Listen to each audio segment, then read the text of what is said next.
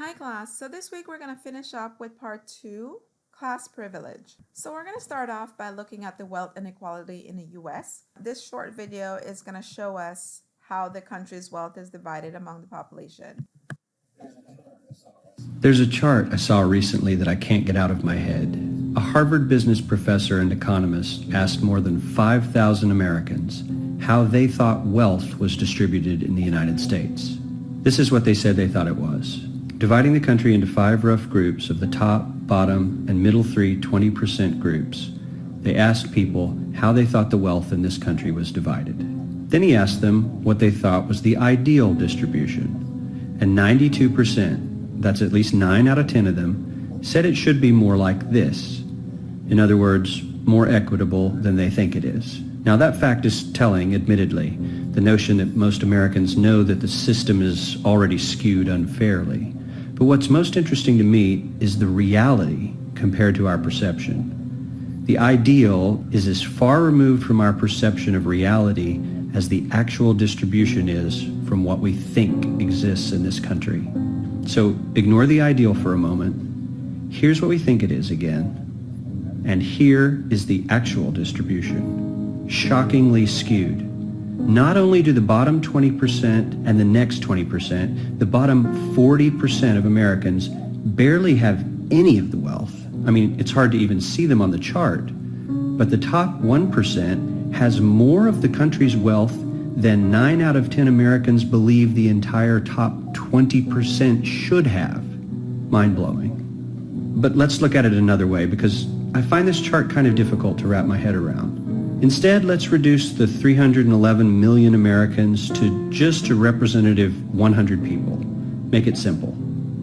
Here they are: teachers, coaches, firefighters, construction workers, engineers, doctors, lawyers, some investment bankers, a CEO, maybe a celebrity or two. Now let's line them up according to their wealth. Poorest people on the left, wealthiest on the right, just a steady row of folks based on their net worth. We'll color code them like we did before based on which 20% quintile they fall into. Now let's reduce the total wealth of the United States, which was roughly $54 trillion in 2009, to this symbolic pile of cash. And let's distribute it among our 100 Americans. Well, here's socialism, all the wealth of the country distributed equally. We all know that won't work. We need to encourage people to work and work hard to achieve that good old American dream and keep our country moving forward. So, here's that ideal we asked everyone about. Something like this curve. This isn't too bad. We've got some incentive, as the wealthiest folks are now about 10 to 20 times better off than the poorest Americans. But hey, even the poor folks aren't actually poor, since the poverty line has stayed almost entirely off the chart. We have a super healthy middle class with a smooth transition into wealth. And yes, Republicans and Democrats alike chose this curve. 9 out of 10 people, 92%, said this was a nice, ideal distribution of America's wealth. But let's move on. This is what people think America's wealth distribution actually looks like. Not as equitable, clearly, but for me, even this still looks pretty great. Yes, the poorest 20 to 30% are starting to suffer quite a lot compared to the ideal, and the middle class is certainly struggling more than they were, while the rich and wealthy are making roughly 100 times that of the poorest Americans and about 10 times that of the still healthy middle class. Sadly, this isn't even close to the reality. Here is the actual distribution of wealth in America. The poorest Americans don't even register. They're down to pocket change. And the middle class is barely distinguishable from the poor. In fact, even the rich between the top 10 and 20 percentile are worse off. Only the top 10% are better off. And how much better off? So much better off that the top 2 to 5% are actually off the chart at this scale. And the top 1%, this guy, well, his stack of money stretches 10 times higher than we can show. Here's his stack of cash, restacked, all by itself. This is the top 1% we've been hearing so much about. So much green in his pockets that I have to give him a whole new column of his own, because he won't fit on my chart. 1% of America has 40% of all the nation's wealth. The bottom 80%, 8 out of every 10 people, or 80 out of these 100, only has 7% between them. And this has only gotten worse in the last 20 to 30 years. While the richest 1% take home almost a quarter of the national income today, in 1976, they took home only 9%, meaning their share of income has nearly tripled in the last 30 years. The top 1% own half the country's stocks, bonds, and mutual funds. The bottom 50% of Americans own only 0.5% of these investments, which means they aren't investing. They're just scraping by. I'm sure many of these wealthy people have worked very hard for their money. But do you really believe that the CEO is working 380 times harder than his average employee? Not his lowest paid employee, not the janitor, but the average earner in his company. The average worker needs to work more than a month to earn what the CEO makes in 1 hour. We certainly don't have to go all the way to socialism to find something that is fair for hardworking Americans. We don't even have to achieve what most of us consider might be ideal. All we need to do is wake up and realize that the reality in this country is not at all what we think it is.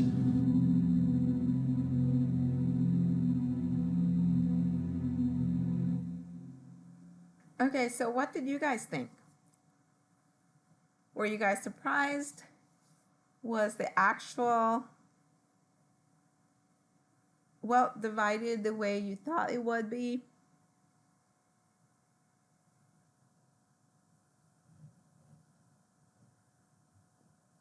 Were you surprised that the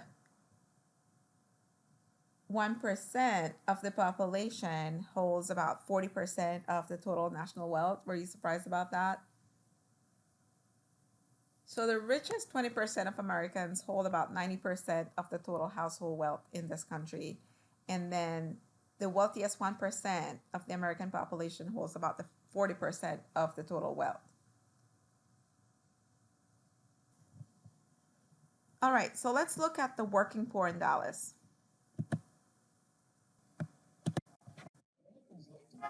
Americans like to believe that with enough hard work, anyone should be able to live the American dream. But the statistics in Dallas tell a different story.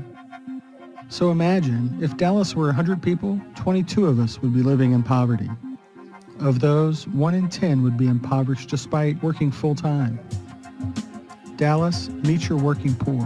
Who are they? Nearly 31,000 adults in Dallas are living at or below the federal poverty threshold, even though they work full-time jobs. They leave the house poor, and they come back from work just as poor. And they aren't all young workers just entering the labor force. Their median age is 36. Just under half of them are married, and 75% have children at home. The burden falls largely on women's shoulders. 18% of working poor households are headed by single moms, while only 1% are headed by single fathers. It's also an issue of ethnicity, nativity, and language. 64% of the working poor in this city are Hispanic. That's more than 50% higher than the city's overall Hispanic population. 7 out of 10 workers in poverty speak a language other than English at home. Of those, more than half can't speak English well. It's also a question of jobs and transportation. The working poor are nearly twice as likely as other workers to use transit to get to their jobs. And when they do use trains and buses to get to work, their commutes are 50% longer than workers who use transit but aren't in poverty. Dallas's working poor are just one dimension of a much broader poverty problem in Dallas. Families here are more likely to be in poverty than in any other large Texas city, and 35% of Dallas's children are impoverished. Part of that can be explained by how quickly incomes have fallen here. Median household income in Dallas is nearly $13,000 less than it was in 1969 when adjusted for inflation.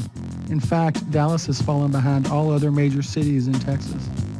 This isn't the city of opportunity we know Dallas should be.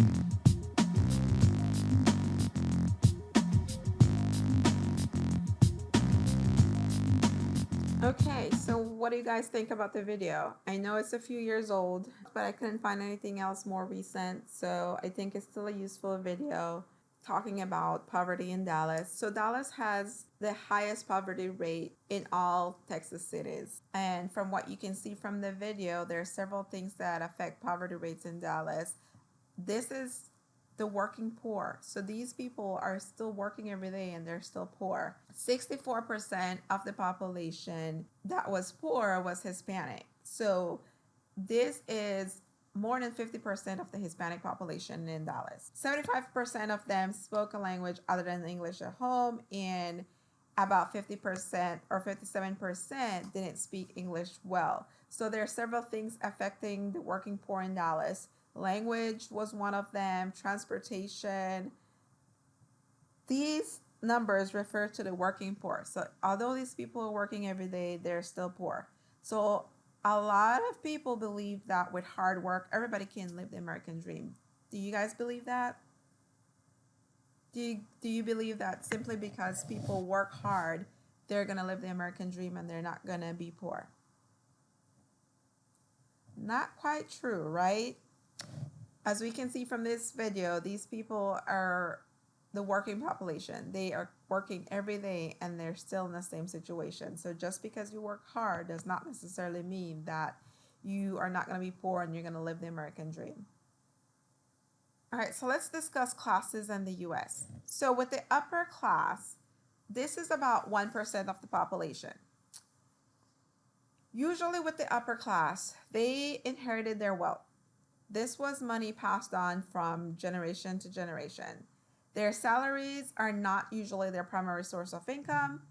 So most of the people in the upper class have attended college and usually at some of the most prestigious universities. In referring to new money, this is about 15% of the population, and this includes people who has only had their wealth for about a generation or two. Then we have the middle class. So the middle class makes up about 34% of the population. They usually work professional jobs. Middle class people have college degrees or at least have some level of college education. They usually tend to be managers, doctors, lawyers, professors, and teachers. They are also referred to as white collar or the white collar class. So about 30% of the population falls under the working class. They may have gone to college, but they may have had instead a vocational or technical training. Their jobs usually include things like electrician, carpenter, factory worker, truck drivers, police officers, and they're also referred to as the blue collar class. They're more likely to be members of unions than people who are in the middle class. So with the working class, their standards of living are similar to those of the middle class. They're not quite the same, but they're similar. Their values and behaviors and even their voting trends may differ. So they may not have the same values or voting trends. And then we have the poor and the working poor. So the poor and the working poor make up about 20% of the population. So they are usually the ones with low educational level and not very highly skilled. They work minimum wage jobs. Usually, oftentimes they may be working two jobs. They may not have any health insurance or benefits or any job security. The poor and the working poor live near or below the poverty line. So who lives in poverty in the US? So poverty rates are higher for women than men. If you're looking at age, children have the highest rates of poverty, okay, followed by seniors. When looking at poverty by ethnicity, as you can see, Native Americans have the highest level of poverty, followed by Black, then Hispanic, and then whites and Asians. Here's a graph showing the median household income by race or ethnicity. Looking at this chart, you can see that Blacks are at the bottom, so they have the lowest median household income, which falls below $40,000, and followed by Hispanic, which is at about 40, between 40, 50, I guess. Let's see. Yes, right about between 40 and 50. And then looking at all races, fall right below 60. And then we have the white, not Hispanics, right about 60 and above. And then finally Asians, which is about 70 and above. So looking at this chart, you can see that blacks are at the bottom with the lowest median income, and then Asians are at the top with the highest median income. So does any of this surprise you? So I know in previous classes, some people were surprised or a little surprised between Asians and whites. They thought that maybe whites would be at the top. So they were a little surprised about Asians having the highest median household income. But definitely not surprised about where the others fall. Here's also the wealth by wealth percentile group. And again, you can see like where everyone's placed. The top 1%, again, this is where they are in terms of the trillions of dollars. Looking at those that fall between 90 and 99%, and then those that fall between the 50 and the 90%, and then those at the bottom 50%. All right, so continuing with class in America. So there's 10 realities that we're going to talk about in terms of class in America. Reality number 1 is that 1/3 of the U.S.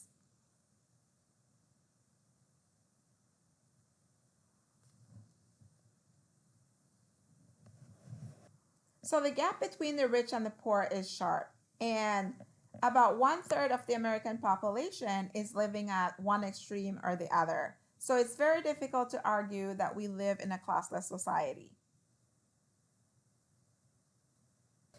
While those at the bottom of the economic ladder have fared poorly relative to those at the top, so too have those in the middle. And their standing relative to the top has been declining as well. So the middle fifth of the population holds less than about 3% of the national wealth. Reality 2. The middle class in the US holds a very small share of the nation's wealth, and that share has declined steadily. The income gap between the very rich, which is the 1%, and everyone else, which is the other 99%, more than tripled over the past 3 decades. So the gap between the rich and the poor and between the rich and the middle class leaves the vast majority of the American population at a distinct disadvantage. So about 80% of the population, that is 4 out of every 5 Americans, is left sharing a little more than 10% of the nation's wealth. So reality 3, middle and lower income earners, what many in other parts of the world would call the working class, share a small portion of the nation's wealth.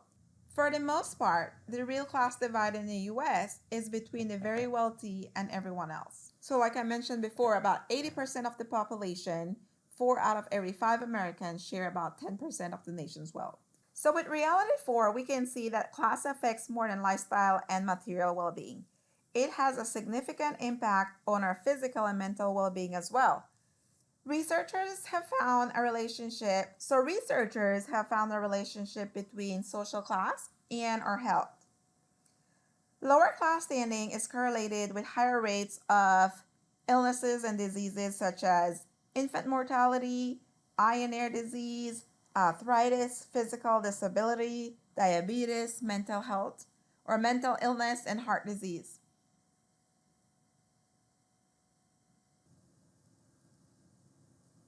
So not only do poor people not share the same life chances as those in the social class above them when it comes to all areas of health, but lower income also correlates with lower quality of treatment for illnesses and diseases.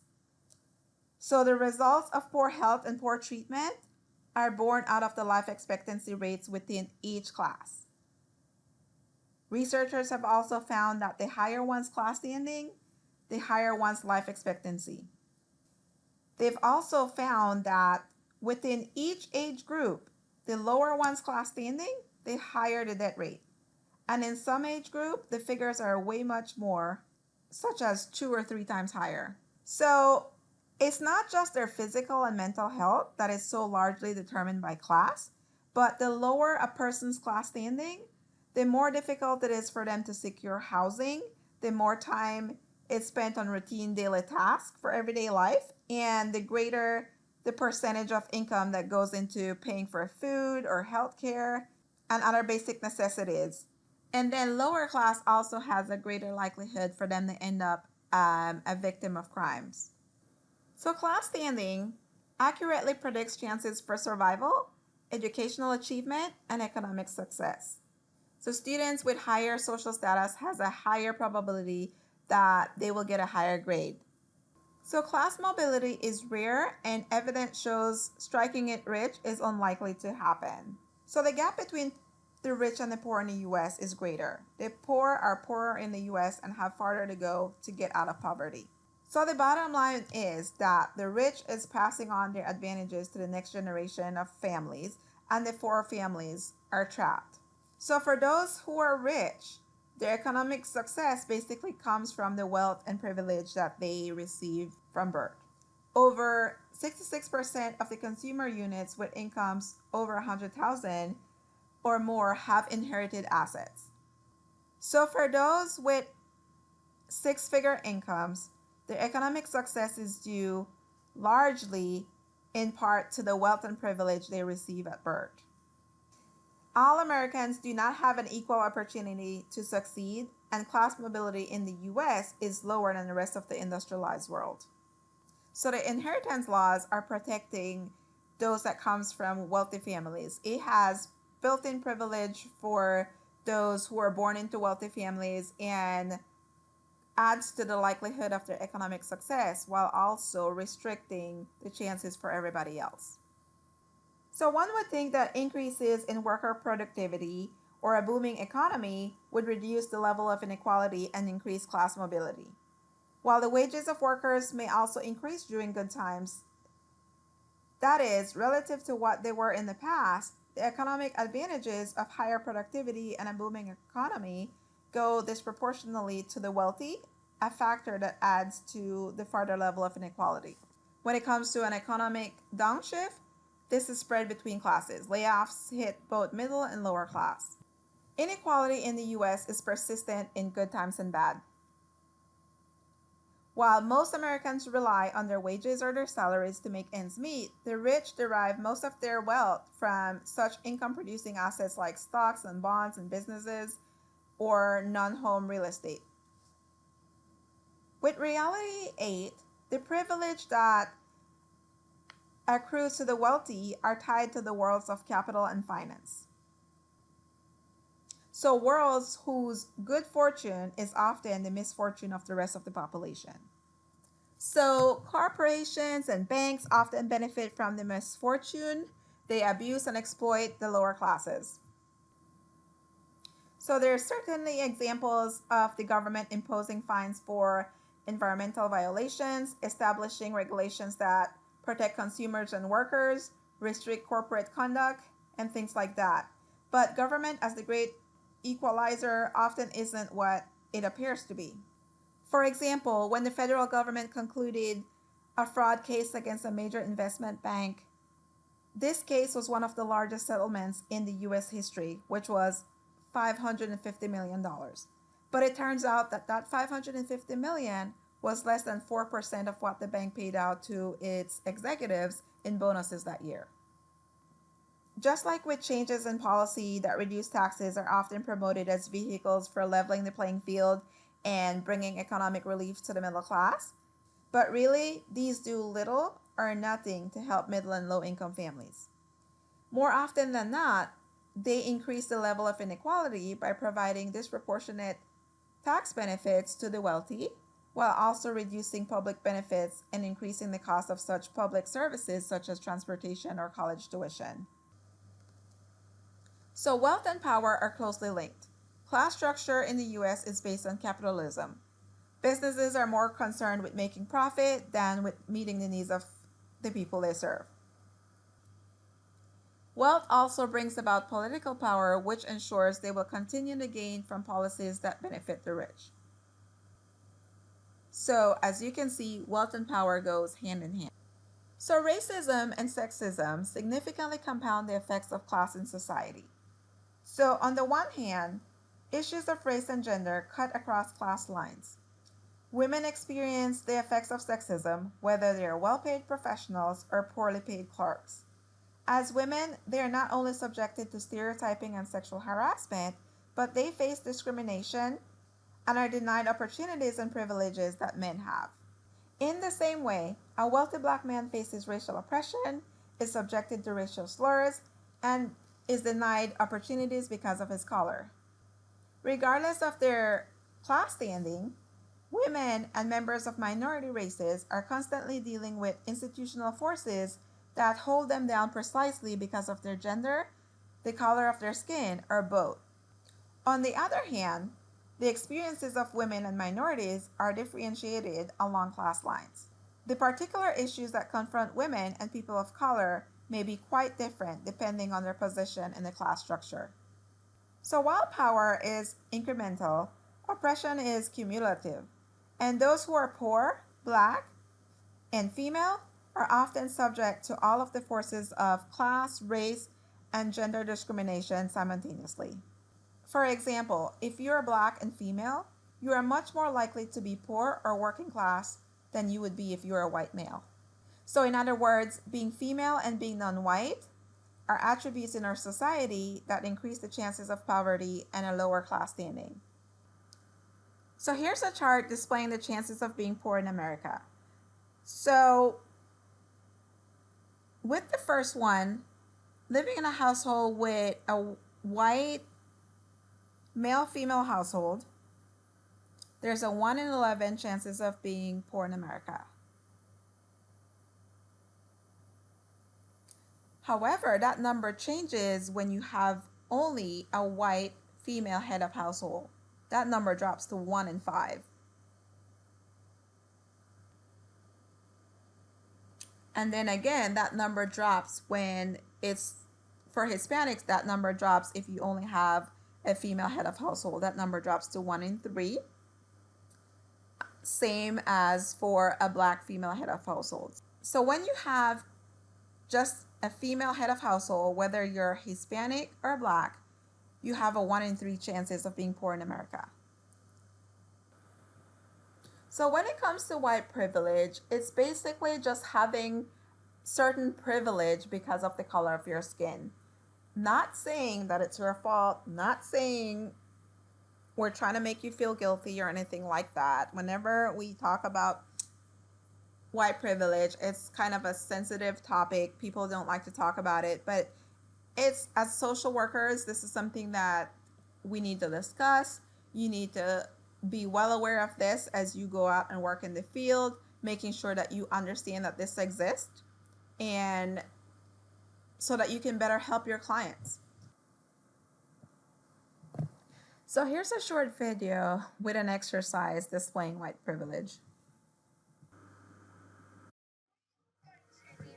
We are going to be running a race.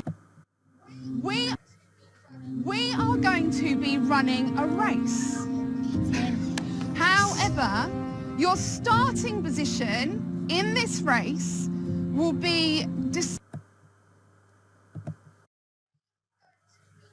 We are going to be running a race. However, your starting position in this race will be decided by the answers to questions that we are going to be asking you. Sorry, what? It's a joke. This activity is intended to explore how society favours one race over others. People often confuse white privilege with being wealthy or being rich, and it isn't about that. What it's about is the absence of having to live with the consequences of racism. Now, if the question applies to you, you will take a big step forward.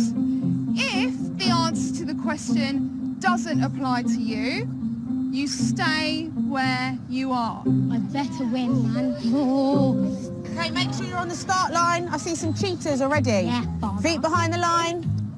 If English is your parents' first language, take a step forward. Oh, yeah. Quick. If you have ever been the only person in the room of your race, take a step backwards. For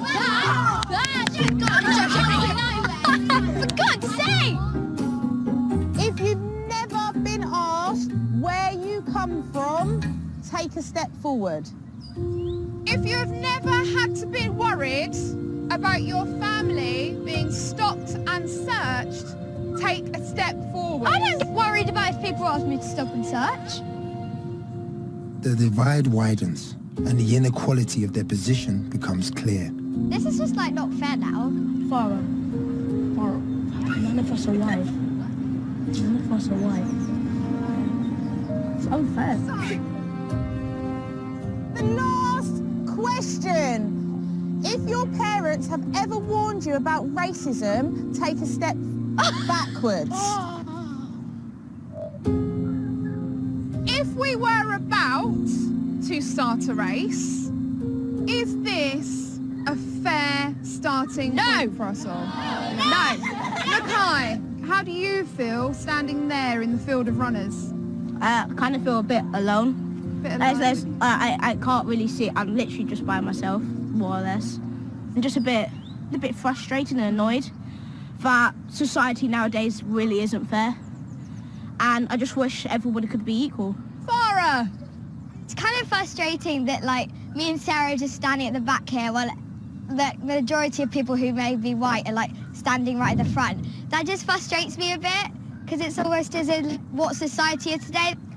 I don't want this to be how it is, but it is, so it just gets a bit frustrating.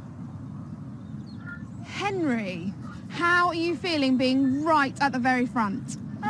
It feels quite weird because if you think about it, I think all of us should be at the same point, but sadly the questions, the way that they were put didn't favour some people, which I think is quite unfair. On your marks. Get set. Go!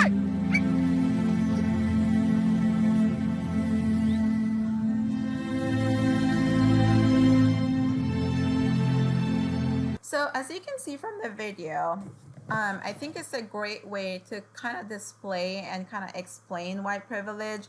A lot of times people think that white privilege is a bad thing, which is not necessarily a bad thing. As a white person, you can use your white privilege to do good. As a white person, you can use your white privilege to change things.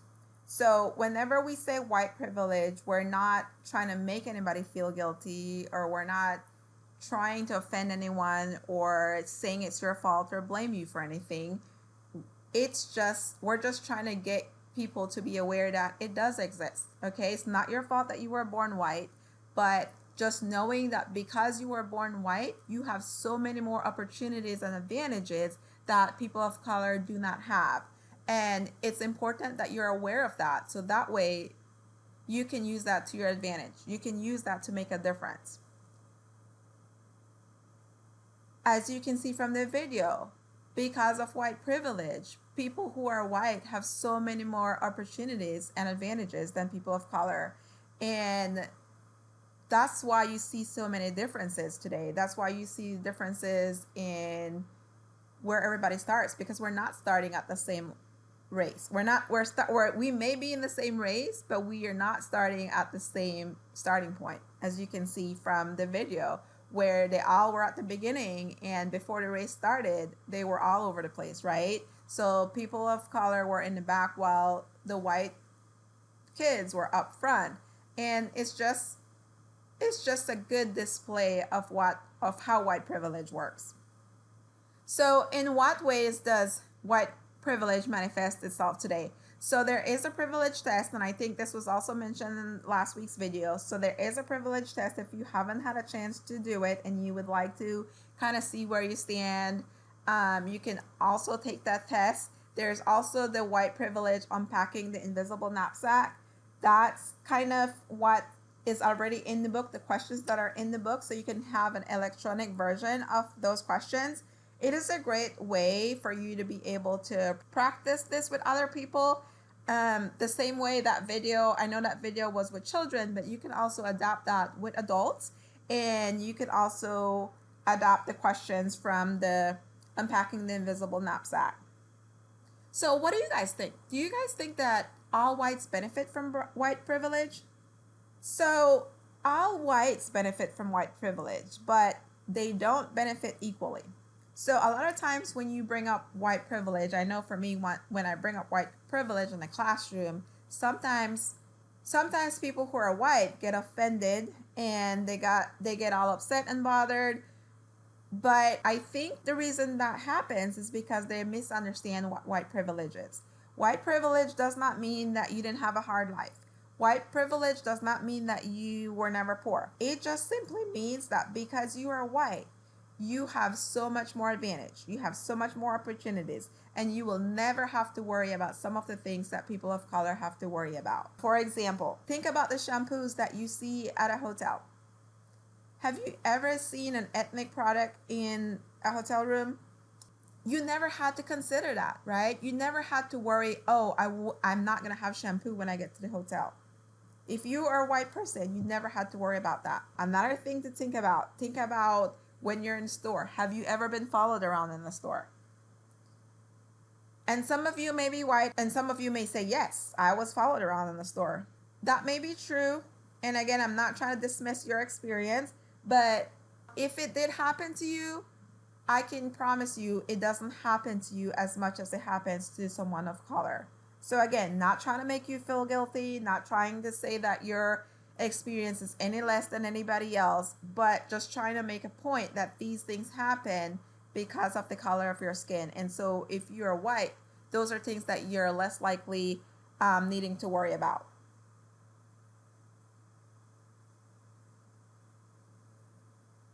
Another perfect example, especially with everything, the recent situations going on. If you're white, you don't have to worry about talking to your black sons about how to act or how to behave or how to react if a police officer stops them. That's just something that you never have to worry about, right? So these are just some examples of how white privilege works. Okay, so I think this brings us to the end of part 2. Hopefully this did shed some light on the poverty and wealth distribution in the US, as well as white privilege and how it works and how we can use that to make a difference.